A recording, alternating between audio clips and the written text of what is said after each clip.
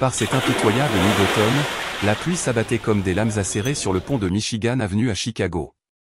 Le vent, tel un hurlement lugubre, déchirait les câbles d'acier, charriant l'odeur humide et métallique de la rivière Chicago, qui serpentait en contrebas telle une veine sombre et affamée. Je me penchai sur la rambarde rouillée, mon cœur battant à tout rompre contre mes côtes. Dans mes mains, une statue de plâtre blanc, délicate et froide. Elle représentait tout ce que je portais en moi, un ressort de haine refoulée, symbole d'une foi que je percevais comme envahissante, dérobant des morceaux de mon âme musulmane.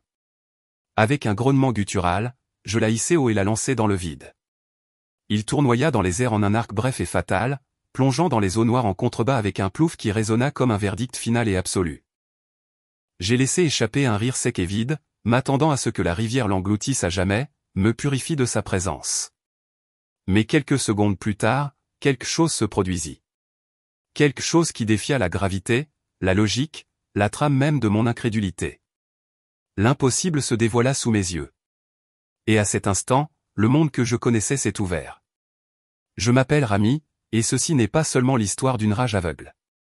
C'est le récit d'un homme, né dans les sables brûlants du Moyen-Orient, qui a trébuché dans les ténèbres d'une terre nouvelle et a trouvé, par un acte des plus improbables, un rayon de lumière divine aveuglant. J'étais autrefois un fervent adepte d'Allah, élevé au son de l'appel fervent du muezzin et dans la sainteté silencieuse des prières de l'aube. Mais l'exil aux États-Unis m'avait transformé en étranger à moi-même. Des pertes irréparables mon père, tombé dans des bombardements lointains, ma mère, réduite au silence par un profond désir avait érodé ma foi comme des vagues implacables sur un rocher fragile. Dans l'immensité indifférente de Chicago, les mosquées résonnaient comme des échos lointains, et le carillon incessant des cloches des églises résonnait comme des railleries, se moquant de mon vide. J'ai erré dans les rues glacées, tel un fantôme dans une veste usée, me demandant constamment pourquoi Dieu semblait si sourd à mes cris nocturnes désespérés. Alors que je partage ce voyage avec vous, n'hésitez pas à laisser un commentaire ci-dessous en indiquant la ville ou le pays d'où vous m'écoutez. C'est toujours un plaisir de rencontrer des gens du monde entier, car des histoires comme la mienne nous rassemblent dans l'espoir, montrant que la miséricorde ne connaît vraiment pas de frontières. Et si cette ouverture a éveillé quelque chose en vous, un petit j'aime ou un abonnement à la chaîne Marie S Intercession pourrait être l'étincelle qui nous motivera à poursuivre ce chemin. Imaginez l'élan que cela nous apporte, savoir que votre soutien et des voix comme la mienne a touché davantage de cœurs avides de miracles. Maintenant, respirez profondément avec moi. Cette nuit sur le pont ne marquait pas la fin, mais la porte vers quelque chose de bien plus grand. La suite me ramena aux sources de mon enfance, à une époque où la foi était encore un manteau chaud et ininterrompu. Je repense maintenant à ces jours où le soleil se levait, telle une promesse dorée, sur les collines arides d'Ispahan, au cœur de l'Iran, où moi, Rami, j'étais juste un garçon aux yeux écarquillés, pieds nus courant dans la poussière rouge. La foi n'était pas quelque chose que je remettais en question, c'était l'air que je respirais, imprégné de l'arôme du thé à la cardamome que ma mère préparait à l'aube. Chaque jour, avant que le monde ne s'éveille complètement, mon père me réveillait d'une douce caresse sur l'épaule.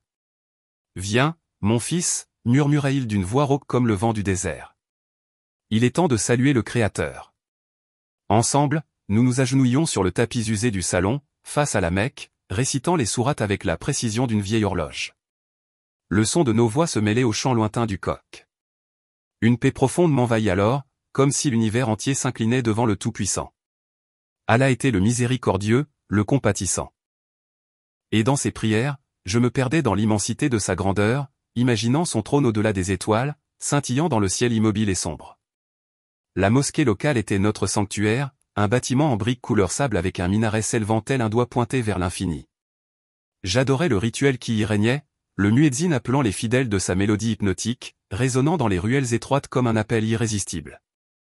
À l'intérieur, l'air était chargé du parfum de l'encens brûlant dans des encensoirs en bronze, et la fraîcheur du sol de marbre sous mes pieds nus me raccrochait aux pieds tandis que mon âme s'élevait. Mon père, un homme aux mains calleuses à force de tisser des tapis, racontait des histoires sur le prophète Mahomet entre les prières. Il décrivait les voyages dans le désert, les révélations au clair de lune et comment le prophète était un phare de justice au milieu des ténèbres de l'ignorance. Rami, disait-il, les yeux brillants comme des braises, la foi est comme un tapis, tissé fil par fil, pour nous protéger des sables mouvants de la vie. J'absorbais chaque mot, traçant les motifs complexes des tapis qu'il confectionnait de mes doigts, y voyant des cartes du paradis. Ces après-midi de détente, affalé dans la cour ombragée, je rêvais d'être comme le prophète, une messagère de paix, guidée par la lumière divine. mais même dans la pureté de cette foi inébranlable, il y avait un murmure subtil, un fil que ma grand-mère maternelle tirait de ses mains tremblantes et de ses yeux emplis de secrets. Elle s'appelait Faudima, mais à voix basse, je l'entendais appeler « la chrétienne voilée ». Car en secret, loin des regards sévères de la famille, elle gardait un chapelet caché dans un coffret en bois sculpté, relique de sa jeunesse, lorsqu'elle s'était convertie au catholicisme grâce aux missionnaires portugais parcourant la route de la soie. Ma mère la supportait avec un soupir résigné. Mais moi, le petit-fils avide d'histoire, je me blottissais contre elle les soirs de pleine lune, lorsque le vent apportait le parfum du jasmin du jardin. « Écoute, Rami » commençait-elle, sa voix comme un fil de soie tissé d'une dévotion interdite. « Il existe une femme au ciel, plus pure que les neiges des montagnes d'Alborz, nommée Marie. Ce n'est pas une déesse, non, mais une intercesseuse, une mère qui entend les cris des enfants perdus et les porte jusqu'au trône du Père. » Ses doigts ridés comptaient les grains du rosaire tandis qu'elle filait des légendes d'apparition, la Vierge dans une grotte portugaise versant des larmes de sang pour les péchés du monde, ou sur une colline mexicaine tissant des manteaux roses pour les humbles.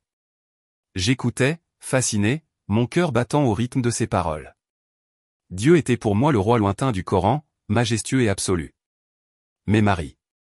Elle était comme une douce brise dans la chaleur accablante de midi, caressant la peau invisiblement, promettant un réconfort que les sourates ne nommaient pas directement. Ces histoires de grand-mère ont semé des graines dont j'ignorais même la germination.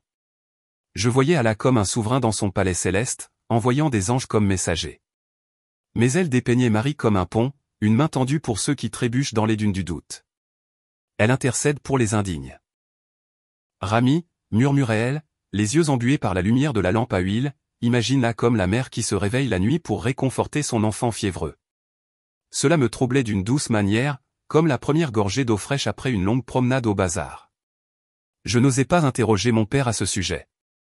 Lui, avec sa barbe grisonnante et son rire tonitruant, voyait toute déviation comme une faille dans les fondations de l'Oumma, la communauté musulmane. Mais dans mes rêves, Marie apparaissait telle une silhouette voilée de bleu, marchant sur le sable à mes côtés, muette, avec juste un sourire qui réchauffait le froid de l'incertitude enfantine. C'était une curiosité interdite, un secret partagé seulement avec les étoiles, qui semblaient clignoter avec complicité. Tandis que les années tissaient leur tapisserie, l'adolescence me vit grandir tel un grand roseau porté par le vent, forte mais souple, aidant mon père à tisser et récitant le Coran avec une grande facilité. Les prières de l'aube restaient mon refuge, et j'étais fier d'être la première à dérouler le tapis de prière à la mosquée, recevant les hochements de tête des aînés. Le ramadan était un festin de discipline, avec des après-midi où des plats d'agneau rôtis et du pain frais garnissaient la table basse, et où les histoires du prophète se mêlaient aux rires de la famille. Ma mère, dans son hijab brodé de fils d'or, fredonnait des airs nasillars en préparant le halva, et je me sentais complète, enveloppée dans le cocon de la tradition. Pourtant, le vent de la vie s'intensifia lorsque les ombres de la guerre se dessinèrent à notre horizon. La révolution islamique était passée, mais les échos de conflits lointains l'Irak voisin, avec ses frontières en flammes commencèrent à envahir nos conversations à table. Mon père, autrefois conteur serein, parlait maintenant à voix basse des recrutements et des pertes, le regard perdu, comme s'il entrevoyait déjà l'au-delà. Puis vint le jour qui fendit mon monde comme une cruelle sécheresse. J'avais 15 ans, mon corps encore maigre comme celui d'un garçon, mais mon cœur déjà durci comme l'argile au soleil. C'était une matinée d'été étouffante, l'air lourd du bourdonnement des mouches et de l'odeur de la terre brûlée. Mon père était parti au front comme volontaire pour défendre la foi, comme il le disait en m'embrassant le front de ses lèvres sèches. Les semaines se sont transformées en mois, et les lettres arrivaient sporadiquement, remplies de versets coraniques pour nous réconforter, jusqu'à ce qu'un coup à la porte annonce le messager, un homme en uniforme poussiéreux, le visage pesant comme 1000 tombes. « Martyr au combat », murmura-t-il en me tendant un drapeau plié et une bague en fer que mon père portait. La pièce tournoyait autour de moi. Ma mère s'effondra en sanglots qui résonnèrent comme les pleurs d'une veuve dans le désert. Je restai figé, les poings serrés, sentant le vide se refermer comme une plaie ouverte. Où était le miséricordieux maintenant? Les prières que nous avions récitées ensemble ressemblaient à des échos creux, et le tapis de prière, taché de ses larmes, devenait un cruel rappel de l'absence. Dans ce chagrin, la foi qui m'avait protégé commença à s'effilocher. Je me prosternai furieusement, comme si je pouvais forcer Allah à répondre. Mais le silence était assourdissant, rompu seulement par le murmure de grand-mère à mes oreilles. Marie entend les orphelins, Rami, dit-elle un soir en m'enveloppant dans un vieux châle. Elle a vu son propre fils aller à la croix et a quand même intercédé.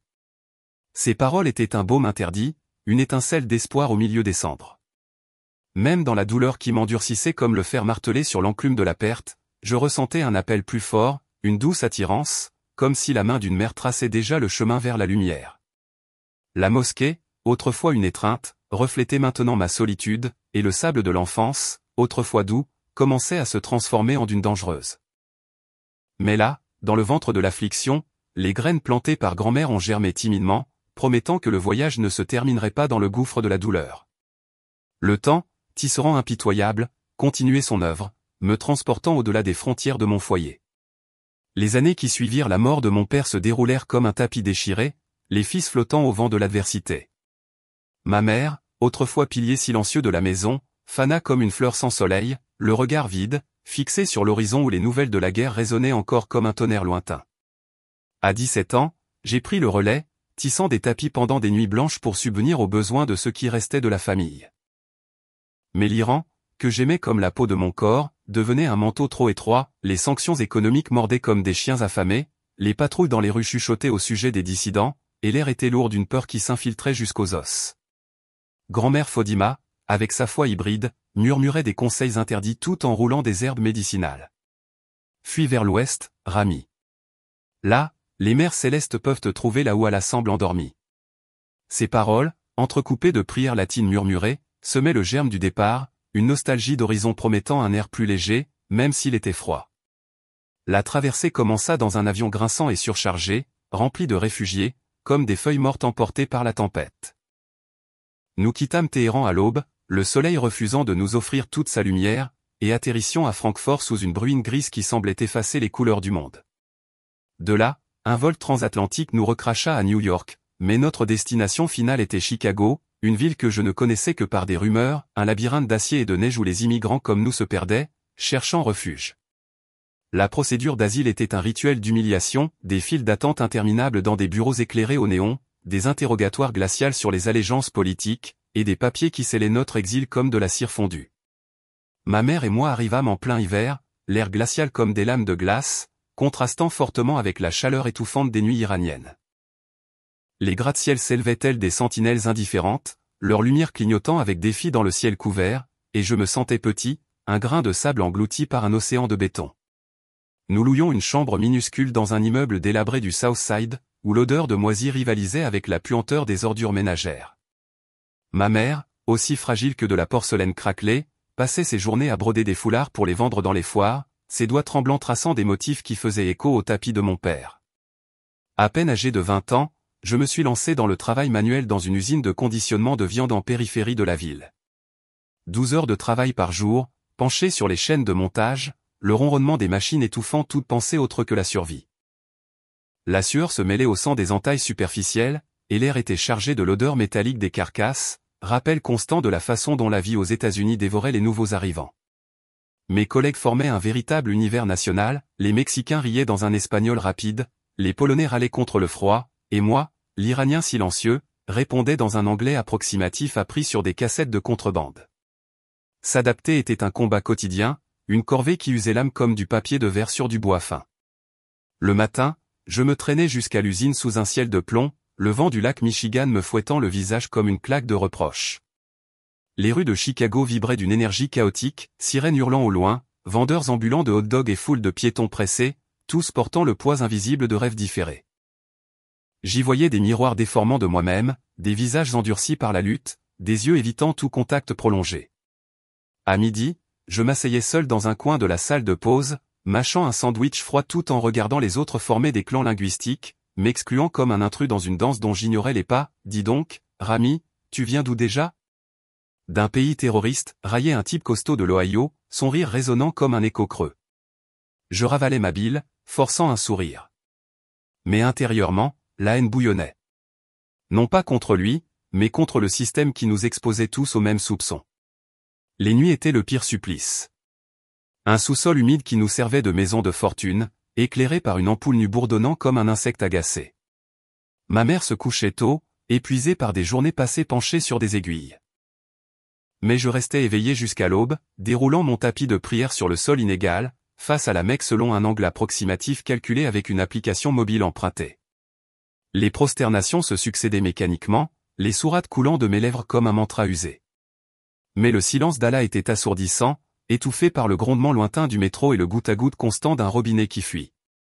Pourquoi m'amener ici, ô miséricordieux? Je murmurais entre deux prosternations, la poitrine serrée comme serrée par une main invisible. L'appel du muezzin, autrefois mélodie céleste, n'était plus qu'un faible écho sur mon téléphone, rivalisant avec le vacarme des églises voisines qui sonnaient les cloches toutes les heures, rappel insistant d'une foi étrangère s'infiltrant comme de la fumée.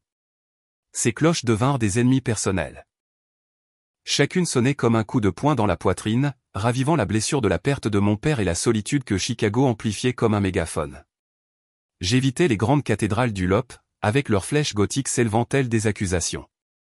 Mais inévitablement, le trajet pour aller au travail me faisait passer devant elle, la cathédrale du Saint-Nom, avec ses vitraux filtrant la lumière aux teintes rubis et saphir, ou la basilique Saint-Patrick, où les paroissiens se pressaient pour les messes matinales, leurs voix s'élevant en hymnes qui sonnaient comme des chants de victoire sur ma douleur.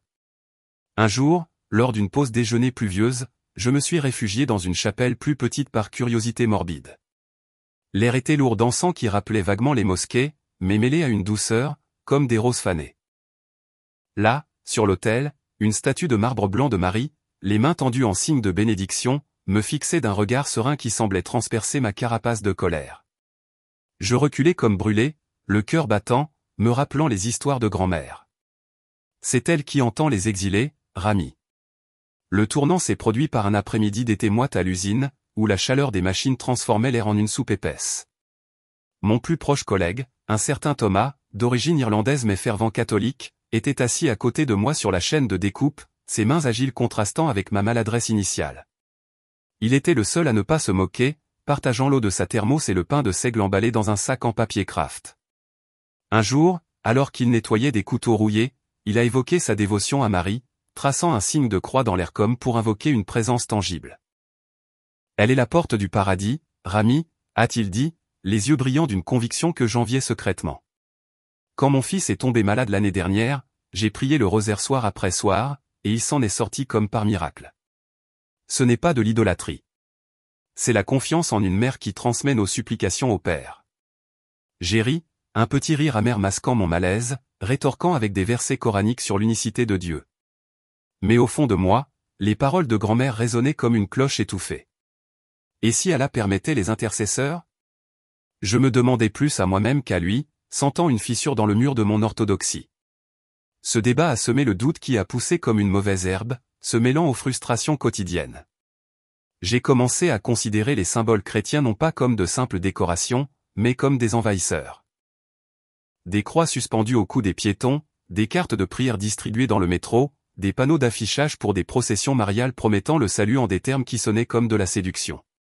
Mon identité, déjà brisée par l'exil, se sentait menacée. J'étais la musulmane, l'outsider, et chaque cloche d'église me rappelait que Chicago n'était pas mon foyer, mais un champ de bataille mettant ma foi à l'épreuve. Les nuits se prolongeaient en veillées incessantes, le sous-sol humide se transformant en prison, et je me surprenais à questionner non seulement Allah, mais aussi le but de la traversée. Pourquoi le silence ici est-il plus bruyant que le sable? Je murmurais au mur moisi, la poitrine serrée par le besoin d'un signe, d'une main pour me tirer de l'abîme qui s'ouvrait sous mes pieds.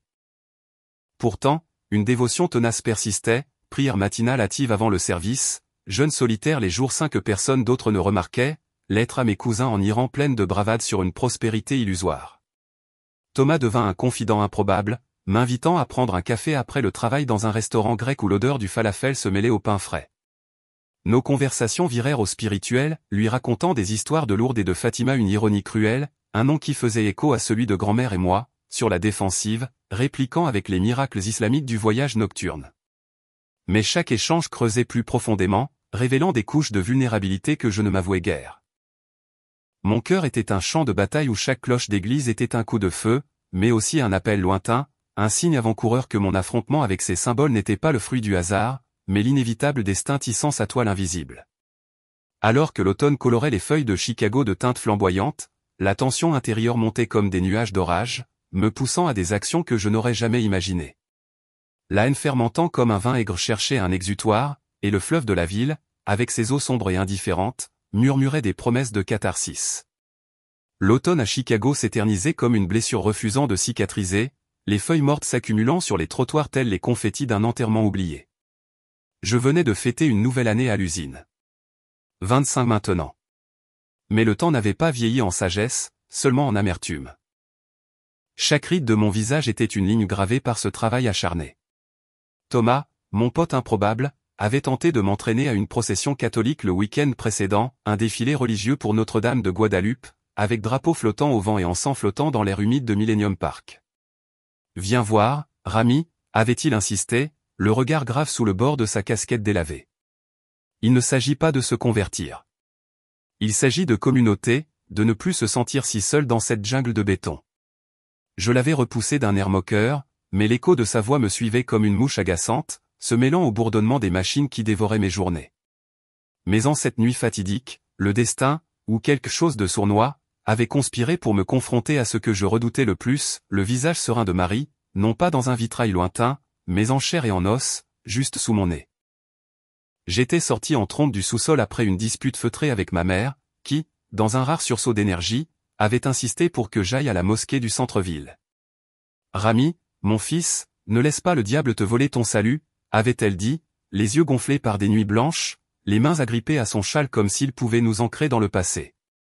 Ces mots me frappèrent comme un coup de poing dans le ventre, ravivant le fantôme de mon père et l'accusation voilée que ma dérive spirituelle était une trahison. Furieux, j'étais sorti dans la rue. L'air nocturne, humide, collait ma fine chemise à ma peau trempée de sueur.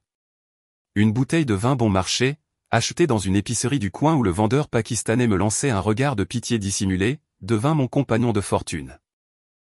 L'alcool me brûlait la gorge comme un acide, brouillant les contours de la ville en une brume de néon et d'ombre, mais aiguisant la lame de rage que je portais comme une seconde peau. J'avançais sans but, mais pas éclaboussant les flaques d'eau reflétant la lueur des lampadaires, jusqu'à ce que le pont de Michigan Avenue se dresse devant moi, une arche de fer noir s'étendant sur le fleuve comme les bras d'un géant épuisé. La pluie commença légère, un murmure lancinant se transformant en un épais rideau, me trempant jusqu'aux os. En quelques minutes, le vent du lac fouetta mon visage, chaque goutte comme une gifle froide me faisant grincer des dents. Je m'appuyais contre la rambarde rouillée, le métal froid mordant mes paumes calleuses, et contemplais les eaux sombres de la rivière Chicago, coulant paresseusement sous la lueur jaunâtre des lampadaires. La rivière était un miroir brisé de mon âme, trouble, implacable, engloutissant sans pitié les débris de la ville, bouteilles en plastique, feuilles pourries, secrets nocturnes de ceux qui se penchaient trop loin. Là, sur le pont, loin des regards indiscrets, je m'offris le luxe d'une catharsis. Je hurlai vers le ciel couvert, des mots en farci se mêlant au tonnerre lointain, un torrent d'accusations, contre Allah pour son silence, contre l'Occident pour son indifférence, contre moi-même pour la faiblesse qui me maintenait englué dans les miettes. Le vin chaud coulait dans ma poitrine, dissolvant les barrières, et je me sentais immense, invincible, prêt à exorciser les démons qui me hantaient. C'est alors que je l'ai vue. La statue, abandonnée comme une épave sur la passerelle du pont, peut-être abandonnée dans la précipitation de la procession dont parlait Thomas. Elle mesurait environ 60 cm, moulée dans un plâtre blanc écaillé, le manteau bleu délavé par l'humidité récente, les mains jointes en prière sur la poitrine. Le visage, serein et éthéré, captait le faible clair de lune perçant à travers les nuages, les yeux sculptés, vides, mais emplis d'une profondeur accusatrice, fixés sur un point au-delà de l'horizon. Marie l'Immaculée, que les catholiques vénéraient comme une reine, gisait là, vulnérable, intruse dans mon territoire de fureur. Mon estomac se noua. C'était comme si l'univers avait orchestré cette rencontre pour me mettre à l'épreuve, pour me forcer à la confrontation que j'avais esquivée dans les chapelles et les débats chuchotés. Je m'approchai lentement, mes chaussures clapotant dans les flaques, mon cœur battant à tout rompre, faisant écho aux pulsations dans les veines de mon cou. Je la touchai d'abord du bout des doigts, hésitante, sentant la texture rugueuse du plâtre humide, froide comme la tombe de mon père. Elle pesait plus que prévu, peut-être 3 kilos, ancrée par une base solide comme des racines tenaces. La haine monta comme de la bile, une vague nauséabonde me pliant en deux l'espace d'un instant. Pourquoi ce symbole d'une foi promettant un salut facile alors que la mienne me laissait ensanglanter sur le bord du gouffre? En elle, je voyais grand-mère Faudima avec son rosaire caché, trahissant les sourates pour des récits d'une mère céleste. Je voyais Thomas avec sa confiance aveugle offrant le réconfort que je désirais ardemment mais que je rejetais. Je voyais ma mère implorer un retour aux sources que l'exil avait rongées. Surtout, je me voyais, l'orpheline endurcie, l'exilé sans abri aspirant à une étreinte. Allah, dans sa lointaine majesté, n'accorde pas de fausses idoles, grognai-je dans un anglais approximatif, les mots se perdant dans le fracas de la pluie. Tu n'as aucun pouvoir ici, dans ce pays d'hypocrites. D'un mouvement primaire, je saisis le socle, les doigts s'enfonçant dans le plâtre, qui s'effritait en flocons sous mes ongles. Je le soulevai lentement, sentant le poids se déplacer sur mes bras tendus, les muscles tendus comme des cordes d'arc. Le vent hurlait à mes oreilles, un cœur de jugement, et la rivière en contrebas léchait les piliers du pont telle une bête affamée attendant sa proie. Les secondes s'étirèrent jusqu'à l'éternité tandis que je le hissais au-dessus de ma tête, la pluie ruisselant sur le manteau comme des larmes indésirables. Le plâtre dégoulinait d'eau glacée le long de mes manches, trempant ma peau jusqu'à la moelle, et l'odeur terreuse de la statue se mêlait à l'ozone de la tempête. Ses yeux vides semblaient maintenant me fixer, non pas avec une condamnation, mais avec une compassion qui m'enrageait davantage, comme si elle connaissait la douleur maternelle que je portais, l'absence qui me creusait l'intérieur. C'est pour mon père, murmurai-je d'une voix brisée comme du verre. Pour le silence de Dieu. Pour le pont que je traverse seul. Mes bras tremblaient, non pas de faiblesse, mais d'une fureur viscérale qui pulsait dans mes veines comme un poison. Avec un rugissement qui me déchira la gorge, je la lançai en avant, la forme décrivant un bref et violent arc de cercle. Elle s'envola. Son manteau bleu se déployait comme des ailes brisées, virevoltant dans l'air humide sous les rayons intermittents des phares lointains. Le temps ralentit. Je vis chaque détail, l'éclat argenté des gouttelettes à la surface, la façon dont le voile s'accrochait au visage sculpté, le silence relatif avant l'impact. L'éclaboussure frappa comme une claque humide, résonnant sur le pont vide avec une clarté cruelle, les eaux se séparant en ondulations concentriques de bulles et d'écume. Il coula, du moins le croyais-je, la rivière l'engloutissant avidement, les vagues se refermant sur le point d'entrée comme une bouche affamée. Je me penchai sur la rambarde, la poitrine haletante, un rire sec et victorieux jaillissant de mes lèvres, un soulagement primaire, comme l'expulsion d'une tumeur cancéreuse. Tu vois ? Rien, criai-je au vide, le vent emportant mes paroles au fil de la rivière. Le vin bourdonnait encore dans ma tête, obscurcissant les contours de ma vision. Mais le vide terrifiant qui suivit me dévora l'âme, me vidant les poumons. J'avais attaqué une idole muette, profané un symbole extraterrestre. Mais au lieu du triomphe, je ne ressentis que l'écho d'une perte plus grande encore. Comme si, en le rejetant, j'avais précipité des morceaux de moi-même dans les eaux sombres.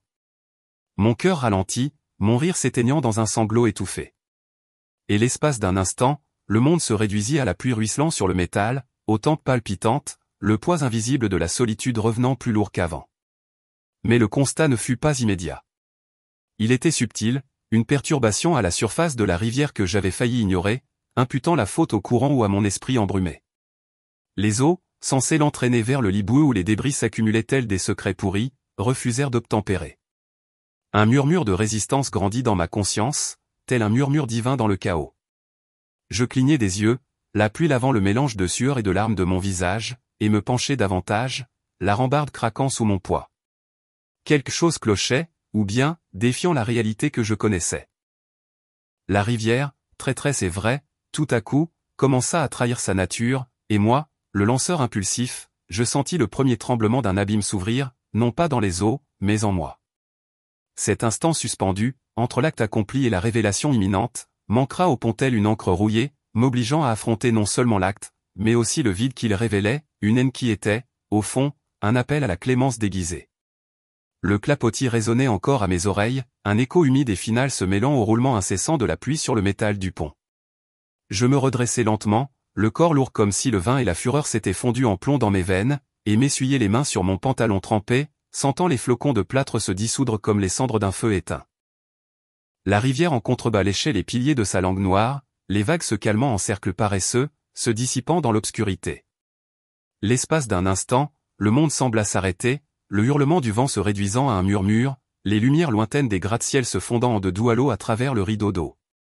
J'exhalai, un soupir tremblant, porteur du soulagement amer de l'accomplissement, et me retournai pour partir, mes pas traînant résonnant comme un creux sur l'allée solitaire. Mais quelque chose m'arrêta. Un picotement à la nuque, comme des doigts glacés. Une intuition primitive me fit retourner vers la rambarde, les yeux plissés dans l'obscurité. Les eaux, censées se refermer sur la statue comme un linceul, refusèrent. Au lieu de l'engloutir dans les profondeurs vaseuses où les déchets s'accumulaient tels des secrets purulents, la rivière remua subtilement. Une ondulation non pas due à la tempête, mais intérieure, comme si le cœur du courant s'était réveillé. Je clignais des yeux, la pluie ruisselant sur mes cils en ruisseau salé, et me penchais plus près, la rambarde gémissant sous mes avant-bras tendus. Là où l'éclaboussure avait marqué son point, des bulles jaillirent à la surface, non pas en une mousse chaotique, mais rythmée, telles les respirations superficielles d'un être submergé cherchant son souffle. L'air alentour s'épaissit, chargé d'un silence d'attente, étouffant même le crépitement de la pluie, et mon pouce accéléra, un battement discordant dans ma poitrine, faisant écho aux pulsations des veines de mon cou. Hallucination, murmurai-je d'une voix faible, l'attribuant à l'alcool ou à l'épuisement. Mais mon regard trahit le mensonge, rivé sur cette anomalie qui s'épanouissait telle une fleur nocturne. Puis elle émergea. Non pas avec un fracas dramatique, mais avec une grâce défiant la brutalité des éléments. La statue perça la surface comme un naufragé rescapé, le plâtre blanc luisant désormais sous la lune perçant les nuages d'un rayon argenté, épargné par la boue et les forces maléfiques. Le manteau bleu, trempé mais intact, s'accrochait à la forme sculptée en 2 doux plis, les mains toujours jointes en prière, semblant tendues non pas pour une supplication, mais pour une bénédiction sereine. Elle ne coula pas. Elle flottait, légère comme une feuille de lotus sur un étang sacré, portée par une force invisible qui la poussait à contre-courant.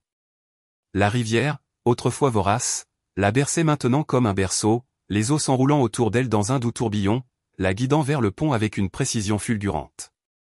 Je me figeai, le souffle coupé comme un nœud de corde, les doigts crispés sur le métal glacé. C'était impossible. Le plâtre poreux et fragile aurait dû se dissoudre dans les profondeurs. Mais elle était là, flottant majestueusement, le visage tourné vers le ciel, comme si elle contemplait des étoiles naissantes dans le ciel qui se dégageait. Des lumières dansaient autour d'elle dans l'eau, non pas de simples reflets de lampes, mais des étincelles éthérées comme des lucioles sous-marines ou de la poussière d'étoiles tombant dans la rivière, illuminant son chemin d'un sillage lumineux serpentant jusqu'au rivage. Chaque vague captait ces lueurs, les réfractant en prismes, teintant les doux bleus et argent de la nuit. Un spectacle transformant la rivière Chicago, autrefois veine urbaine nauséabonde, en artère céleste. Mon cœur, qui martelait furieusement quelques instants plus tôt, battait maintenant d'une crainte tremblante, sombrant au rythme du doux courant de l'eau. Ce n'est pas un piège, murmurai-je, les mots se formant sur mes lèvres comme une confession involontaire. C'est elle. Qui dit qu'elle ne me quittera pas, Marie, que j'avais profanée dans un désespoir aveugle, ne répondit pas par des représailles, mais par une ténacité maternelle transcendant la haine, flottant comme une promesse murmurée par le vent. L'air sentait maintenant l'ozone frais mêlé à une douce odeur de jasmin après la pluie, et une chaleur inexplicable se répandit dans ma poitrine glacée, faisant fondre la glace de la solitude que je portais depuis des années. Des témoins surgirent de nulle part, comme si le miracle les avait appelés du tissu de la nuit.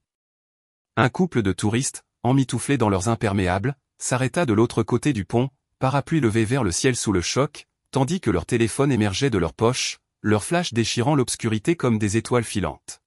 « Oh mon Dieu, regardez-moi ça » hurla la femme, sa voix stridente, perçant le silence, résonnant sur les poutres d'acier tandis qu'elle filmait d'une main tremblante.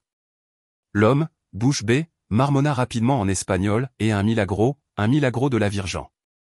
Et leurs voix se multiplièrent lorsqu'un cycliste solitaire freina brusquement, son vélo s'écrasant au sol avec un bruit métallique, et qu'un jogger nocturne s'approcha en courant, son souffle haletant se muant en halètement d'incrédulité. Ils se rassemblèrent sur la berge, un cercle improvisé d'inconnus, captivés par l'émerveillement, leurs téléphones levés comme des torchets modernes, capturant chaque seconde de cet improbable retour. La statue, à quelques mètres du socle du pont, effleura le bord de béton d'un doux baiser et resta immobile, l'eau ruisselant de sa forme en ruisseau, s'évaporant dans l'air humide, la laissant brillante et pure, fraîchement sortie d'une chapelle. Je tombai alors à genoux, non pas de faiblesse physique, mais d'effondrement intérieur, me repliant comme un roseau fouetté par le vent. La rambarde devint mon support, mes genoux raclant le béton rugueux, et les larmes coulèrent.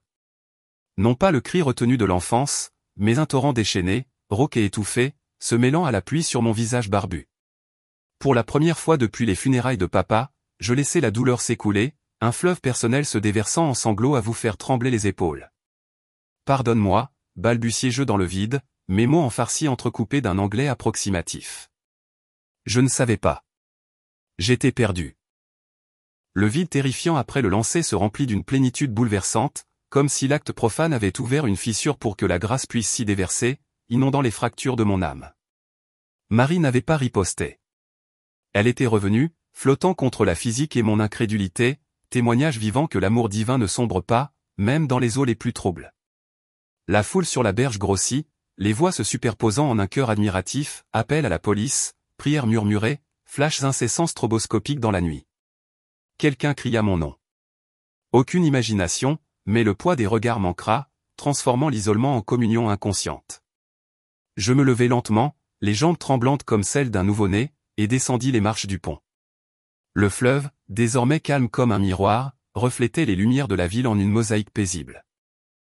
En touchant la statue, encore humide mais intacte, une secousse me parcourut les doigts. Non pas de l'électricité, mais une vibration subtile, comme un battement de cœur lointain. Ses yeux sculptés semblaient croiser les miens avec la même compassion qui m'avait enragé quelques minutes auparavant. À présent, cela apaisait le froid de mes doutes. Je la soulevai délicatement, son poids désormais léger comme une plume, et la serrai contre ma poitrine, sentant le plâtre froid chauffer contre ma peau, comme si elle respirait. À cet instant, le torrent de mon âme cessa de rugir. La paix m'envahit, profonde et enveloppante, telle l'étreinte d'une mère, accueillant l'enfant prodigue sans poser de questions. L'espoir, que je croyais mort et noyé dans la fureur, jaillissait maintenant telle une source fraîche, irriguant les sables arides de mon cœur. Je n'étais plus le lanceur aveugle. J'étais le racheté, touché par une intercession transcendant les croyances et les frontières. Un murmure divin résonnait dans les eaux que j'avais profanées. La pluie se transforma en une douce brume, lavant le monde d'un renouveau. Et je me tenais sur la berge tandis que la foule s'approchait prudemment, leur voix formant un doux fond sonore au pouls renouvelé de ma poitrine. Les séquelles de cette nuit se déroulèrent comme de douces vagues, me ramenant à la lumière. Mais d'abord, à travers les ombres des répercussions que le miracle a inévitablement apportées. La foule sur la berge s'était transformée en une ruche bourdonnante, les voix se chevauchant comme des abeilles agitées autour d'une fleur fraîchement éclose. Je serrais toujours la statue contre ma poitrine, le plâtre maintenant chaud comme s'il absorbait la chaleur de mon corps tremblant, tandis que les flashs des téléphones clignotaient comme des lucioles folles, capturant d'impossibles fragments en pixels froids. Le couple de touristes s'approcha le premier, la femme inclinant son parapluie pour me protéger de la pluie persistante, ses yeux bruns écarquillés d'un mélange d'admiration et de tendresse. « Tu l'as jeté ?» demanda-t-elle avec un accent teinté d'espagnol, la voix basse, comme si elle craignait de briser le charme. J'acquiesçai lentement, les mots coincés dans ma gorge comme des épines, et elle tendit la main, touchant le bras de la statue avec révérence, comme si elle tenait une relique vivante. « Mon Dieu, elle est revenue te chercher. » Son mari, un homme à la barbe hirsute vêtu d'une veste en cuir mouillé, filmait sans interruption, marmonnant « Miracle sur la rivière » dans son téléphone. Tandis que le cycliste, maladroitement armé pour redresser son vélo, rejoignait le cercle, murmurant au jogger « Appelle la police », mais doucement. C'est une terre sainte. Quelques minutes plus tard, des sirènes fusèrent, un hurlement strident approchant du sud du pont, des lumières rouges et bleues dansant sur les flaques comme du sang dilué. 2 policiers sortirent de la voiture de police, leurs imperméables crépitant au vent, leurs lampes torchées balayant la scène de leurs faisceaux blancs, nous aveuglant momentanément. Reculez, tout le monde. Que diable se passe-t-il ici? Aboya le plus grand, un type au visage carré et à la moustache grisonnante, la main sur l'étui, comme s'il s'attendait à de la violence, non à un miracle. La foule recula dans un murmure collectif, mais je restai planté là, la statue constituant un improbable bouclier contre l'inévitable. Ils m'encerclèrent. Le deuxième policier, une femme aux traits anguleux et aux chignons serrés, me saisit fermement par le bras, les yeux plissés par le pansement blanc que je tenais dans mes mains. « Monsieur, est-ce un bien vandalisé? Lâchez-le tout de suite. » J'obtempérai lentement, la déposant sur la berge avec une délicatesse de nouveau-né, et levai les mains vides, le vin brouillait mes réflexes, mais suffisamment clairs pour percevoir la suspicion dans leur regard. Je l'ai jetée, avouai-je d'une voix rauque et hésitante, mais elle est revenue d'elle-même. Ils me menottèrent sur le champ, le métal froid mordant mes poignets comme une pénitence tardive, et me poussèrent sur la banquette arrière de la voiture de patrouille, la foule se pressant pour regarder, les téléphones levés comme un mur de témoins. La femme conduisait, la radio grésillant d'appels concernant un incident sur Michigan Avenue, de possibles dommages à un bien religieux, tandis que son partenaire visionnait les vidéos que les touristes lui tendaient. « Regardez ça, sergent. » La statue coule et retombe comme dans un film. La voiture serpentait dans les rues mouillées par la pluie du centre-ville, les gratte-ciel floutés par les néons se reflétant sur le pare-brise, et je me blottis sur le siège, l'odeur de cuir mouillé et de café rassis se mêlant à la terreur me parcourant l'échine. Au poste, un bâtiment gris et terne du West Side, on m'enferma dans une salle d'interrogatoire aux murs de béton écaillés et à une table métallique boulonnée.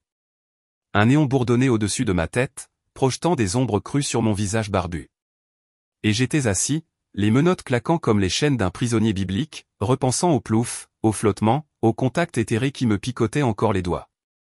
Les heures s'écoulèrent dans un tourbillon de questions routinières, nom, origine, mobile de l'acte, réponse par monosyllabe, masquant à peine le tourbillon intérieur.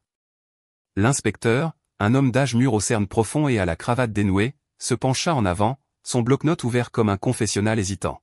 « Rami, tu dis avoir jeté la statue par colère contre les symboles chrétiens. Mais les vidéos. Elles montrent quelque chose d'étrange. La chose qui flotte, revenant seule. Des témoins jurent avoir vu des lumières dans l'eau. » J'acquiesçai, les yeux rivés sur la table balafrée, sentant le poids de la confession comme une pierre sur ma poitrine. Je l'ai vue. Pas de piège. C'était elle. Il marqua une pause, tapotant son crayon, et pour la première fois, une lueur de doute ou de conviction adoucit son visage. Bon, on va vérifier les caméras du pont. Si c'est du vandalisme, tu risques une lourde amende. Mais si c'est autre chose. Sa voix s'éteignit, mais l'atmosphère de la pièce s'épaissit du non-dit, un signe de tête voilée indiquant que l'impossible était capturé en HD. Pendant ce temps, menotté à une chaise en plastique dur dans le couloir, le monde extérieur explosait en vagues numériques. Des vidéos postées par des mains avides se répandirent comme une traînée de poudre sur l'herbe sèche. Un musulman jette une statue de la Vierge Marie à Chicago et elle revient à la surface, hurlaient les gros titres des journaux locaux, se propageant aux sites nationaux en quelques heures. Mon visage, flou pour plus d'intimité mais reconnaissable pour ceux qui me connaissaient, tournait en boucle, le lancer, l'éclaboussure, le flottement serein sous la pluie. Les réseaux sociaux bruissaient de commentaires, des athées se moquant d'effets spéciaux bon marché, des catholiques fervents saluant un nouveau signe, semblable à celui de Fatima, pour les temps modernes, et des musulmans partagés entre la condamnation de l'acte et l'émerveillement devant le retour miraculeux. Un hashtag, River Miracle, apparut, avec des montages artistiques de la statue flottant telle l'arche de Noé, et les journalistes campèrent sur le pont, micros braqués au vent comme des antennes divines. Ma mère, prévenue par un voisin fervent, appela la station, paniquée, sa voix tremblante résonnant dans le téléphone de l'inspecteur. « Mon fils ne va pas mal, s'il vous plaît. Il a perdu son père à la guerre, il est perdu dans cette ville. » Le prêtre arriva à l'aube, appelé non pas par la police, mais par l'archidiocèse qui surveillait les réseaux sociaux comme des sentinelles de la foi. C'était le père Elias, un homme dégingandé de 60 ans, aux cheveux blancs ébouriffés et à la soutane usée jusqu'à la corde, sentant l'encens et la pluie ancienne. Il entra discrètement dans la salle d'interrogatoire, bible de poche et chapelet en bois à la main, le regard bleu perçant mais sans jugement, comme des flaques d'eau calme après l'orage. L'inspecteur nous laissa seuls, marmonnant des choses spirituelles. Elias s'assit en face de moi, les menottes tintant comme une cloche funéraire. « Rami » commença-t-il d'une voix douce comme des feuilles d'automne. « J'ai vu les vidéos. Pas l'homme qui jette, mais celui qui pleure sur la berge. Dis-moi, pas peur. » Les mots affluèrent alors, tel un fleuve maudit débordant, l'enfance dans le sable, la perte du père, l'exil glacial, les nuits de prière vides, la haine culminant en un acte profane. Il écouta sans m'interrompre, les doigts entrelacés sur son chapelet, les grains se mouvant à un rythme hypnotique, apaisant le chaos qui m'envahissait la poitrine. « Tu n'es pas le premier à t'en prendre à ce que tu ne comprends pas, Rami, dit-il enfin, se penchant vers moi avec une intimité désarmante. Jeune homme, j'ai brûlé une image de Marie dans un accès de rage athée, pensant que c'était de la faiblesse. Mais elle ne riposte pas par le feu. Elle revient avec de l'eau vive. » Il racontait alors des histoires, non pas comme des leçons, mais comme des feux de camp partagés dans la nuit, un musulman libanais qui, après avoir profané une chapelle, rêva de Marie tissant un tapis de paix pour sa famille divisée, un exilé iranien à Paris, touché par une statue intacte après un tremblement de terre, trouvant dans le baptême un pont entre Allah et le Christ. Le Coran honorait Marie. Elle ne vole pas Dieu. Elle multiplie la grâce comme le vin pour toi, l'hérétique qu'elle a choisi. Ceci est une invitation, pas une damnation. Ces paroles faisaient écho à grand-mère Fodima, un fil reliant les déserts aux rivières urbaines, et pour la première fois, le silence d'Allah ne ressemblait pas à un abandon, mais à un murmure plus intime, une intercession maternelle tissant la miséricorde dans les brèches. Ils m'ont libéré à midi avec un avertissement formel pour dommages matériels mineurs, les images virales faisant de l'incident un phénomène, non un crime. Et je suis entré dans le pâle soleil d'automne, la statue ramenant à l'église locale, sous une escorte curieuse et fidèle. Les nuits suivantes furent blanches, mon sous-sol se transformant en une cellule de méditation forcée où je revivais le flot en boucle mentale, la lueur de l'eau, le doux contact de la berge, le regard compatissant des yeux vides. Pourquoi moi, l'hérétique? Je questionnais le plafond fissuré, la poitrine serrée de confusion, mi-terreur, mi-aspiration. Des amis des plantes comme Thomas m'appelaient d'une voix étranglée. Frère, c'est un signe. Dimanche de messe. Mais je me rétractais, mon téléphone brûlant dans ma main moite, redoutant l'appel à une fois que je saisissais à peine. Ma mère, en entendant cela, pleura, non pas de honte, mais d'un soulagement voilé, traçant une croix en secret comme grand-mère autrefois, murmurant, « Elle t'a trouvé, mon fils. » Dans cette turbulence, une clarté naissante jaillit comme des racines tenaces perçant le sol aride après la première pluie. Je me surprenais, lors de pauses plantes, à tracer les contours d'une nouvelle prière, non pas des sourates familières, mais un « Je vous salue Marie », hésitant, tiré d'un pamphlet laissé par Elias à la gare. Les mots sortaient maladroitement, pleines de grâce, « Le Seigneur est avec toi ». Mais chaque syllabe semait la confiance, une pousse verte au milieu des cendres de la haine. La dévotion émergeait timidement, tel le premier rayon de soleil après l'orage, me guidant vers des portes que j'avais juré de fermer à jamais. La viralité du miracle ouvrait des chemins inattendus, et moi, le centre réticent, je ressentais l'attrait d'une quête menant au-delà du pont, vers des salles de pierre où les secrets se révélaient dans des murmures collectifs. La liberté conditionnelle m'est arrivée comme un murmure de soulagement après une bourrasque, un papier froissé signé par un juge, me libérant sous condition de surveillance communautaire, un code pour ne plus disparaître dans l'ombre de la ville. J'ai quitté le poste de police, les yeux rivés sur le soleil de midi, l'air automnal chargé de feuilles humides et de fumée de cheminées lointaines, et pour la première fois depuis des jours, le poids des menottes ne traînait plus sur mes poignets, résonnant dans ma mémoire comme un souvenir métallique. Ma mère attendait dehors, son châle serré autour de ses épaules osseuses, les yeux rougis par des nuits blanches passées à tisser des prières confuses à Allah et à la dame qui flottait sur la rivière. Elle n'a rien dit du scandale viral. Au lieu de cela, elle a serré ma main calleuse dans la sienne, aux doigts fins comme des brindilles sèches, et a murmuré, « Rentre à la maison, Rami. Quoi qu'il arrive, on l'affrontera comme avant. » Le chemin du retour vers le sous-sol s'est déroulé dans le silence, seulement interrompu par le grondement des bus et le bruissement des feuilles sous les pieds. Mais à l'intérieur, une nouvelle étincelle a crépité. Non pas une fureur dévorante, mais une curiosité vorace. Une soif de saisir ce que la rivière refusait d'avaler. Les premiers jours furent un confinement volontaire, le sous-sol un cocon, où je me blottissais avec des cahiers à spirale piqués à l'usine, les pages blanches se remplissant de gribouillis fiévreux. Les matins commençaient avant même que le service ne m'emporte, avec une tasse de thé fort que maman avait laissé à mon chevet, la vapeur s'élevant comme une offrande incertaine. Là, sous une lampe de bureau tamisée vacillant comme une étoile mourante, je traçais les mots du pamphlet d'Elias, le rosaire, une couronne de perles promettant des méditations sur les mystères de la vie de Marie et de son fils. Les prières arrivaient murmurées, maladroitement en anglais, que je mâchais encore, « Je vous salue ». Pleine de grâce, rebondissant sur les murs moisis comme une langue nouvelle s'infiltrant dans mon âme. Je m'arrêtais au « Je vous salue Marie », mes doigts imaginaires comptant des perles invisibles, mon esprit vagabondant vers le Coran, comparant la sourate de Marie, la femme pure choisie par Dieu pour enfanter le Messie, à ses supplications catholiques adressées à elle comme intercesseur. Non pas une trahison, me persuadais-je, mais un pont fragile au-dessus d'un abîme, des fils reliant ce que j'étais à ce que le miracle suggérait que je pourrais être. Les visites à l'église commencèrent furtivement sous les premières nuits d'automne de Chicago, lorsque les rues se vidèrent et que les ombres tendirent des doigts accueillants. D'abord, il y eut Saint Stanislas Kostka, une basilique polonaise de West Town, avec ses tours s'élevant telles des gardes de pierre grise, ses vitraux filtrant la lumière crépusculaire dans des tons ambrés et indigo. Je me glissai par une porte latérale, le parfum de la cire de bougie et du bois poli m'enveloppant comme une étreinte réticente, et m'assis au fond de la nef, le banc dur mordant à travers ma fine veste. La messe en polonais était un fleuve de sons incompréhensibles. Mais le rythme, le prêtre levant les mains, l'assemblée se levant à l'unisson, le tintement des cloches tel un appel familier, résonnait comme des prières lointaines dans une mosquée disparant. J'observais, invisible dans un anonymat fidèle, les visages ridés comme les miens, ceux des immigrants, courbés en dévotion, l'envie piquant leur certitude un baume que j'aspirais mais que je craignais de toucher. La communauté catholique se révéla peu à peu. Non pas un mur, mais des portes entr'ouvertes. Je poussai un coup de coude hésitant.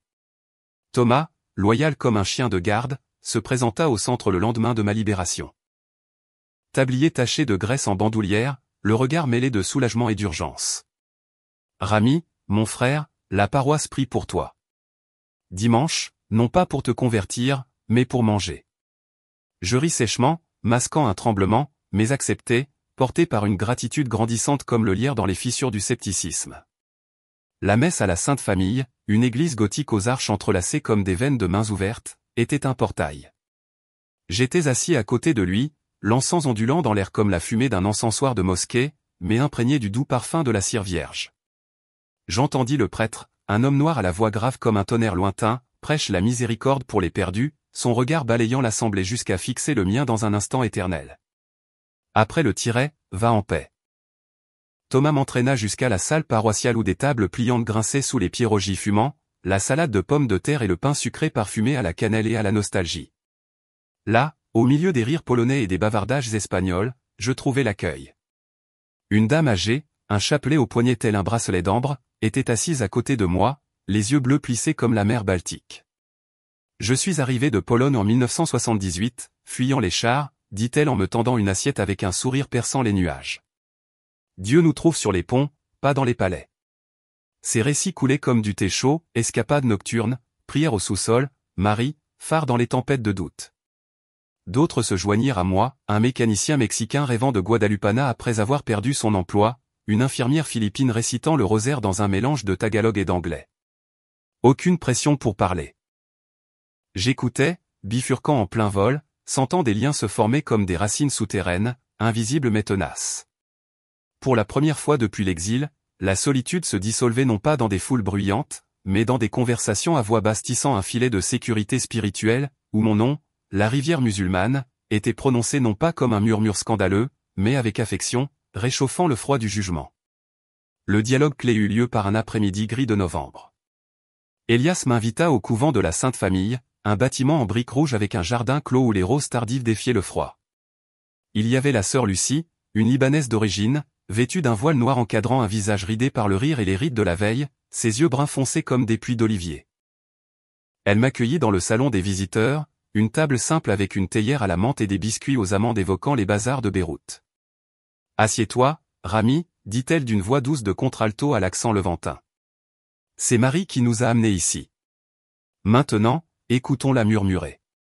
J'hésitais, les mains jointes sur mes genoux comme une prière musulmane, et déversais mes doutes bouillonnants sur le Coran. Marie est honorée comme une prophétesse, pas comme un pont. N'est-ce pas voler Dieu? Rivaliser avec son unicité? Elle sourit, la lumière perçant l'ombre de la pièce comme une bougie allumée, se pencha en avant, ses doigts traçant un motif de rosaire en ébène sur la table. Marie ne rivalise pas avec Allah, Rami, répondit-elle, ses paroles coulant comme une eau de source ancienne. Elle le désigne comme une étoile guide un voyageur vers une oasis. Dans le Coran, elle est la mère choisie et pure du Verbe incarné, et dans la tradition que j'embrasse, la servante, pleine de grâce, faisant écho à la même miséricorde. Pensez au fleuve. Vous l'avez chassée, mais elle est revenue non par sa propre force, mais par celui qui apaise les eaux. C'est une intercession, non de l'idolâtrie, une supplication filiale à un père qui aime être supplié. Ces mots tissaient des fils invisibles, des versets coraniques de Marie sous le palmier, les miracles de Jésus en sa compagnie, des visions de Fatima au Portugal faisant écho au nom de grand-mère. Nous avons discuté pendant des heures, le thé refroidissant, oublié. Elle m'a tendu un livre fin, Marie dans l'islam et le christianisme, écrit par un auteur libanais qui la voit comme une Théotoko commune aux deux mondes. Lis lentement, comme on tisse un tapis, m'a-t-elle conseillé, me touchant la main avec une légèreté de plume qui traduisait des années de prière.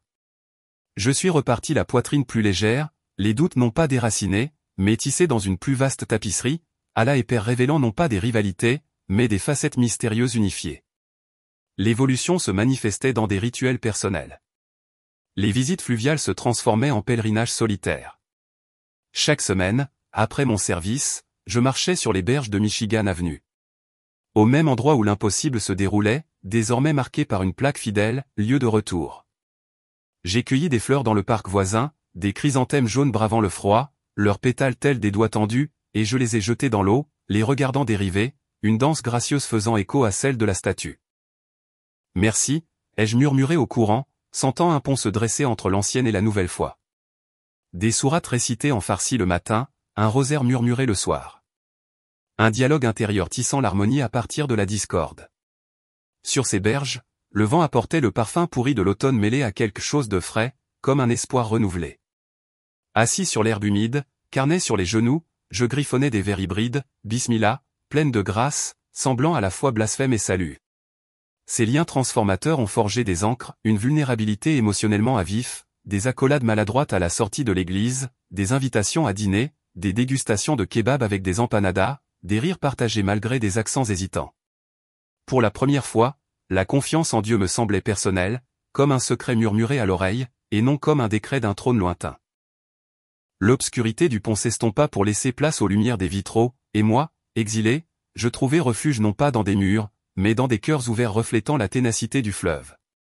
Mais la flamme intérieure brûlait plus fort, me poussant vers des retraites où visions et conflits s'entremêlaient, un feu purificateur consumant et reconstruisant.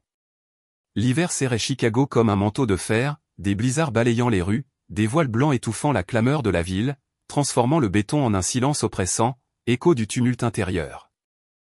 Après que les portes de la communauté se soient entr'ouvertes, j'ai cherché refuge dans des retraites solitaires, fuyant le bourdonnement des plantes et les murmures de l'église, pour me réfugier dans une petite chambre louée dans une maison franciscaine de banlieue, où des moines aux vêtements bruns balayaient les feuilles mortes et cultivaient des jardins d'herbes aromatiques défiant le gel. Leur monde, isolé par des murs de bois grinçants et des fenêtres embuées par le givre, s'abandonnait à une introspection féroce. Jour et nuit se mêlaient à un cycle de jeûne et de veillée, brûlant les impuretés de l'âme comme un four purificateur. Une chambre spartiate, un lit étroit en paillasse craquant sous mon poids, une simple croix de bois face au mur, une table en chêne cicatrisée portant des siècles de prières où j'étalais mes trésors, mon Coran en cuir vert brillant, héritage de papa, à côté d'une Bible à couverture noire, prêtée par sœur Lucia, dont les pages usées étaient aussi fines que des ailes de papillon. Les lectures commençaient au crépuscule, lorsque le soleil couchant teintait la neige extérieure d'un rose fugace. Assise à table, mes mains tremblantes allumaient une bougie en cire d'abeille dégoulinant de larmes de miel.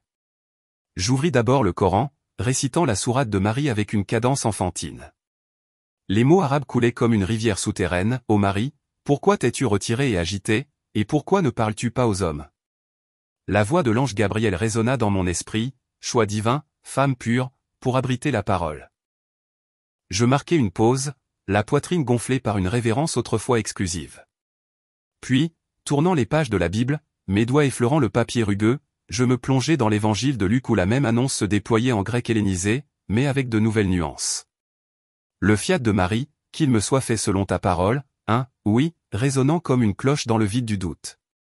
Je comparais les textes côte à côte, traçant des parallèles avec un crayon usé, la paume coranique se pliant pour nourrir la Vierge fugitive, le fiat chrétien pliant le ciel à la volonté humaine.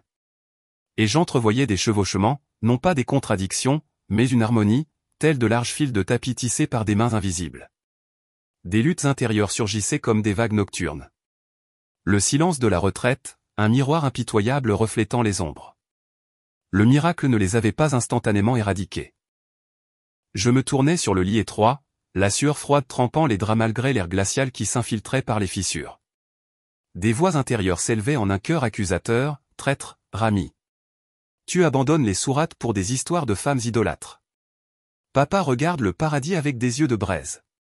Le conflit était viscéral, déchirant, me pliant en deux sur le plancher inégal, les genoux douloureux par la pénitence. Mes amis musulmans, autrefois compagnons de prière aux toilettes, me fuyaient maintenant comme un apostat, leur regard froid plus tranchant que le vent de janvier. L'un d'eux, Karim, un Syrien à la barbe fournie, habile en machine, m'a un jour interpellé dans les vestiaires, la vapeur de la douche se mêlant à son haleine irritée. J'ai vu les vidéos, entendu les rumeurs. Prier Marie? C'est de la mécréance, Rami. L'incrédulité souille la Houma. N'entre pas avec nous à la mosquée. Ces mots me frappèrent au ventre, faisant écho à mon jugement redouté. Je partis, la poitrine haletante, une veste humide collée à ma peau, une seconde couche de honte. Mais dans ce tourbillon intérieur, des visions arrivèrent comme des baumes inattendus, des prières improvisées, tissées de rêves, murmurées au plafond sombre. La première survint le 3e soir de retraite, après des séances de lecture qui s'étendirent jusqu'aux dernières heures, le vent hurlant dehors comme des âmes perdues. Je m'assoupis à table, la tête repliée sur mon bras au-dessus de la Bible ouverte sur l'Annonciation, et un rêve m'enveloppa, tel un fleuve brumeux. J'étais de retour sur le pont de Michigan Avenue, mais le ciel était un tapis d'étoiles iranien, un vent chaud portant le parfum de jasmin de grand-mère Faudima. La statue de Marie apparut sur la berge, non pas plâtre écaillé, mais lumière translucide, son manteau bleu coulant comme une eau vive, ses yeux désormais profonds, fixés avec tendresse, dissipant la haine résiduelle. « Rami » murmura-t-elle, sa voix résonnant comme une flûte du désert. « Ne crains pas ce que tu conçois dans le doute. Naissance dans la grâce. Je suis un pont, pas une barrière. » Elle me tendit la main, je la pris, ressentant non pas le froid, mais une chaleur palpitante comme le battement d'une blessure en voie de guérison. Nous marchâmes ensemble sur les eaux désormais sereines du fleuve, reflétant des scènes entrelacées, papa priant à la mosquée d'Ispahan, la naissance de Jésus sous le palmier, l'encens de l'enfance, des chapelets cachés. Je me réveillai haletante, la bougie comme une flaque de cire durcie. Mon cœur battant au rythme du robinet qui goutte au loin. Des larmes traçant des sillons brûlants sur mon visage. Une vision, pas une hallucination due au jeûne, mais une invitation, un fil d'or m'attirant plus profondément dans les eaux. Les nuits suivantes, les prières improvisées se transformèrent en dialogues enflammés, à genoux par terre, les mains levées en supplication musulmane, mais les mots mêlant l'arabe et le latin. Ya Mariam, je vous salue Marie, intercède pour cette âme perdue. Que le Père compatissant illumine les ténèbres. Je récitai alors le rosaire en entier, les grains de bois d'Élie tournant entre mes doigts calleux, méditant sur les mystères joyeux reflétant la sourate de l'Annonciation, la visitation d'Élisabeth, la naissance à Bethléem, et chaque « Je vous salue Marie » était une étincelle allumant un feu intérieur, brûlant les racines du conflit comme des herbes sèches, et transmutant le brasier de haine qui consumait le pont en amour filial et en dévotion, guérissant les blessures de l'absence. Maternelle et paternelle, transformant le vide en une plénitude débordante. En signe de gratitude, je rêvais de papa. Ce rêve atteignit son apogée lors de la dernière nuit de retraite, une pleine lune éclairant la pièce d'une teinte argentée à travers de fins rideaux tels des voiles. J'étais étendu, épuisé après des heures de lecture comparative, le Coran et la Bible ouverts comme des ailes d'oiseaux exotiques. Le sommeil me ramena au sable d'Ispahan, mais le béton du pont filait, non pas un martyr en uniforme poussiéreux, mais un tisserand aux mains douces, assis à un métier à tisser invisible entrelaçant les fils verts de l'islam et les rouges du christianisme. « Mon fils, dit-il d'une voix rauque mais sereine, mes yeux ont vu le fleuve de lumière scintiller. La foi est un tapis, pas une prison. Marie a tissé tes fils qui m'ont manqué, mais qui mènent au même trône. J'approuve, Rami, le miséricordieux approuve à travers elle. » Il tendit son anneau de fer, le talisman que je touchais sans cesse. Je ne sentais pas du métal froid, mais un feu vif vénant, dissolvant les conflits, non une paix ardente. Je me réveillai à l'aube, le soleil levant baignant la pièce d'or, un premier rire sincère jaillissant de mes lèvres, un rire libérateur faisant écho à l'approbation de papa tissé dans les rêves au-delà des frontières de la Houma. Oui, unir le prophète et le Messie dans une étreinte éternelle. Ce tournant a propulsé ma décision de me faire baptiser, sentant le fleuve miraculeux couler dans mes veines, un courant purificateur lavant les restes de ma vieille identité, révélant un homme renaissant. Élie, s'informant de ma lettre de retraite griffonnée, m'a répondu par une invitation urgente pour le carême. Je suis reparti transformé. Le feu de la conversion ne me consumait plus, mais m'illuminait, guidant mes rituels, voyant se forger des visions oniriques. La dévotion à Marie, autrefois poison, est désormais antidote. L'amour guérissant les blessures profondes, transformant la haine en flamme filiale, me réchauffant non seulement moi, mais aussi le chemin à suivre. Les eaux baptismales m'attendaient, évoquant le fleuve insubmersible, et avec elle, le point culminant d'un voyage menant à une renaissance publique, mon témoignage devenant un phare pour d'autres perdus dans l'ombre. Le carême approchait, marée montante, une imposition de cendres marquant les fronts fidèles de la paroisse, désormais mon foyer provisoire. Élie, ses yeux de soutane éternelle voyant au-delà des surfaces, l'inscrivait au calendrier de la Sainte Famille, la veillée pascale, lorsque la lumière de la résurrection baigne le monde de renouveau. Rami, le baptême n'est pas la fin du voyage, mais les eaux naissantes auxquelles tu as été appelé, dit-il un après-midi de mars, en parcourant le jardin du couvent, où les premières pousses vertes perçaient les promesses tenaces de la terre encore froide. J'acquiesçai, la poitrine serrée par un mélange de terreur et d'extase. Le poids de la décision, telle une couronne d'épines se transformant en feuilles de laurier, se déroulait comme un rite d'auto-purification. Les confessions chuchotaient dans l'obscurité du confessionnal, déversant les péchés accumulés, la haine du pont, les prières vides du sous-sol, la rage, le silence divin, recevoir l'absolution comme une brise fraîche balayant les toiles d'araignée du doute. Sœur Lucie guidait mes derniers catéchismes, non pas des doctrines arides, mais des récits de conversion comme les miens, des Algériens trouvant le Christ dans des camps de réfugiés, des Pakistanais voyant Marie dans des rêves d'eau de feu. La cérémonie se leva. Nuit de la veillée, un phare. L'église sombre de la Sainte Famille débordait de fidèles sous des plafonds voûtés évoquant une grotte sacrée. Des bougies allumées sur chaque banc formaient des flammes tremblantes, des ombres dansantes sur les murs de pierre gothique. L'air, chargé d'un parfum d'autel blanc comme le lys, se mêlait à de paresseuses spirales d'encens, évoquant les prières de la mosquée d'Ispahan, mais imprégnées de cire vierge sucrée. Maman était assise au premier rang, hijab bleu brodé d'argent. Grand-mère Fodima, cheveux grisonnants couverts de reliques, les yeux embués, reflétant les flammes comme des étoiles de pluie de miséricorde. À côté d'eux, Thomas, sa famille bruyante, ses neveux agités. La dame polonaise du souper, son rosaire tintant comme une cloche d'approbation. La statue restaurée, polie, couronnée de fleurs, se dressait dans une niche proéminente près des fonds baptismaux, plâtre immaculé, manteau bleu vif comme un ciel printanier, yeux sculptés attentifs, comme si elle observait le pont sous la pluie. Je me suis mis en marche, agenouillé dans le vestibule, une simple tunique blanche effleurant ma peau, tel un linceul de renaissance. Le cœur battant. Procession d'entrée, tambour. Le grand prêtre, un homme corpulent d'origine irlandaise, sa voix comme une cloche de bronze, a commencé le rite, bénissant les eaux. Une coquille d'argent plongeant dans les fonds baptismaux de marbre, bouillonnant d'huile sainte et d'eau pure, évoquant non pas la rivière Chicago trouble, mais un fleuve de vie, transformé par ses eaux, un déluge qui a submergé le monde et le Jourdain qui s'ouvre pour le Messie maintenant. Reçois, Rami. La miséricorde d'Allah. Un fils né de l'eau et de l'esprit, proclama l'assemblée en un cœur grave. Amen. Des arcades vibrantes, un tonnerre béni. Elias, mon parrain, les mains posées sur ma tête, ses doigts calleux traçant le signe de la croix sur mon front, murmurant, renonce au mal qui m'enchaîne, Rami, embrasse le retour à la lumière. Je répondis d'une voix ferme malgré le tremblement de mes jambes. Je renonce à la haine aveuglante. Au doute qui m'envahit. Au silence qui m'isole. Aux questions de foi.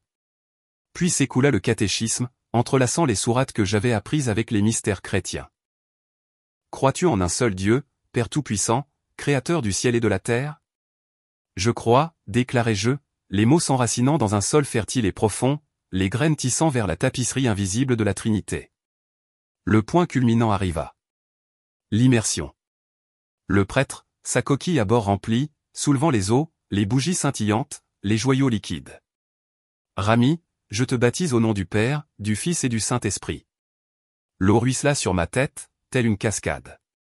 Froide, mais pleine de grâce, elle ruissela sur mon visage en ruisseau, lavant non seulement la poussière de l'exil, mais aussi des couches de douleur, le chagrin de papa, la solitude de Chicago, l'acte profane quasi destructeur. Je clignai des yeux, le sel liquide se mêlant aux larmes qui jaillissaient abondamment. Je sentis un feu intérieur s'allumer, non pas au-delà de la fureur, mais de la Pentecôte, emplissant mes poumons d'air pur, dissipant les ombres. L'assemblée éclata en applaudissements, hymnes, Alléluia s'élevant en une harmonie polyphonique, mélodie d'un muezzin, mais louant un sauveur qui nous embrasse. Élie, vêtu d'un blanc immaculé symbole de pureté renaissante se leva, mon corps léger, porté par le fleuve vers une nouvelle rive. Les applaudissements, une étreinte collective, m'enveloppèrent d'une chaleur humaine. Un témoignage public suivit. La chair en chêne sculptée, ornée de scènes de la vie du Christ. En montant les marches, mes jambes tremblaient encore. La lumière des bougies dansait sur mon visage. L'assemblée, une mer silencieuse et pleine d'attente. Des immigrants comme moi. Des familles enracinées. Le miracle viral. Curieux. Frères, sœurs, commençai-je, ma voix prenant une force fluviale retentissante. Moi, Rami, un homme aveuglé par la fureur, une nuit, jetant une statue de la Vierge Marie d'un pont de Chicago, aspirant à la noyer alors que je me noyais dans la haine et le doute. Moi, venu des sables iraniens, musulman fervent exilé dans cette ville aux rues glacées, je la voyais comme un symbole de foi envahissant, usurpant mon identité. Mais le fleuve, obéissant non pas à la rage, mais à sa miséricorde, refusa de l'avaler. Elle flotta intacte, mer lumineuse courant vers son fils perdu, lui disant « Je ne t'abandonnerai pas, même si tu me rejettes. Un silence, puis un murmure reprit. Ma poitrine, telle une ouverture de tournesol, vit ce retour non pas comme une défaite, mais comme l'étude, le combat et les rêves de Paul, sous l'approbation de l'ombre de papa.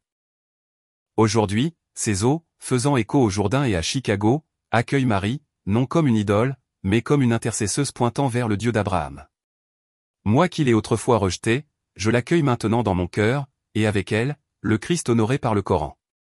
Baptisé et né de nouveau, je sers en tissant des ponts entre les mosquées et les chapelles, là où l'amour divin ne divise pas, mais unit. Mes mots restèrent en suspens, un silence respectueux rompu lorsque maman se leva du pied de la chaire, ses bras frêles m'enveloppant d'une étreinte parfumée de thé à la cardamome et de larmes de rédemption. Mon fils, grand-mère serait fière, murmura-t-elle discrètement en traçant une croix sur ma peau encore humide. Réconciliation familiale, consumant les blessures de l'exil, guérissant un lien transcendant les croyances. Après la bénédiction, l'assemblée s'est approchée, main tendue, parfum frais et bon marché, embrassade mêlée de voix polyphoniques annonçant la bienvenue à la famille. Des claques dans le dos, des rires, des larmes aux yeux. Maintenant, Rami, le groupe de prière du rosaire va être épique. L'effet s'est propagé comme un caillou composé. Le baptême, catalyseur d'une mission interreligieuse, une vie dont j'avais à peine rêvé. Des semaines plus tard, l'archidiocèse m'a invité à des tables rondes au centre communautaire, partageant mon témoignage aux côtés d'imams locaux, intégrant Marie au dialogue comme figure commune de l'islam et comme mère de Dieu catholique. Attirant des musulmans curieux, des chrétiens sceptiques, abolissant les barrières par des discours sincères. Maman, renforcée par la grâce, a commencé à assister à la messe, son hijab, voile d'unité, suscitant des regards admiratifs. Mon travail, autrefois une fosse d'isolement, est devenu une chaire informelle, interrompant les machines pour des bribes d'histoire, semant l'espoir sur les ponts brisés de mes collègues. Même Karim, le Syrien réfractaire, se présenta un jour au portail de l'église, son visage durci adouci par la curiosité. Parle-moi de la flottaison, Rami. Peut-être qu'Allah utilise les rivières pour parler. L'intimité post-baptême s'épanouit alors. L'espoir renaît. À l'aube, par de longues nuits, je ressentais une grâce nouvelle, baignée par l'intercession, me guidant des profondeurs à la surface. Les eaux baptismales résonnaient à chaque pas, un baptême continu me propulsant vers les fruits du service, bénévolat dans un refuge pour réfugiés, enseignement de la prière hybride pour les enfants perdus. Le pont, devenu sanctuaire, me rendait visite là où je déposais non pas des fleurs, mais des témoignages en plaques de bronze. Un triomphe, un cantique intérieur jubilatoire vibrant de veillée, de Marie et d'hymne. Salut, Reine de miséricorde, Mère, et moi, sauvés, noyés, dansions sur la rive avec une dévotion sincère pour construire un pont vivant pour les autres. Mais le cycle de la grâce ne s'arrêtait pas là. Elle a ouvert une invitation éternelle, un phare, appelant chaque auditeur à plonger dans ses propres eaux de transformation. Nous voici, toi et moi, sur les rives du Rami, assis près de ce fleuve d'âme, t'apportant cet instant profond et silencieux. Regarde en arrière avec moi, depuis les sables brûlants de la foi d'Ispahan, la couverture tissée de papa, jusqu'à l'exil glacial de Chicago, le silence d'Allah, l'abîme faisant écho à ma nuit de fureur, projetant Marie. Un homme qui a vu l'impossible. Elle est revenue, non par vengeance, mais par haine fondante. Des larmes de rédemption. Une étreinte des eaux de la grâce du baptême scellé. Le rêve de papa approuvé. Prophète, Messie, un pont que la miséricorde de Marie tisse pour les perdus, pointant, nommant Dieu. Mon témoignage n'est pas un trophée, mais ton miroir. Peut-être es-tu sur un pont maintenant. Le vent du doute fouette ton visage, le fleuve de la vie menace d'engloutir les restes d'espoir. Je connais cette solitude. L'attente.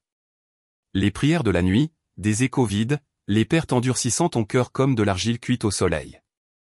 Mais écoute, Marie n'abandonne pas. Elle intercède. Le Père murmure, les hélices transforment l'éclaboussement du désespoir en flot de grâce. Un rosaire quotidien.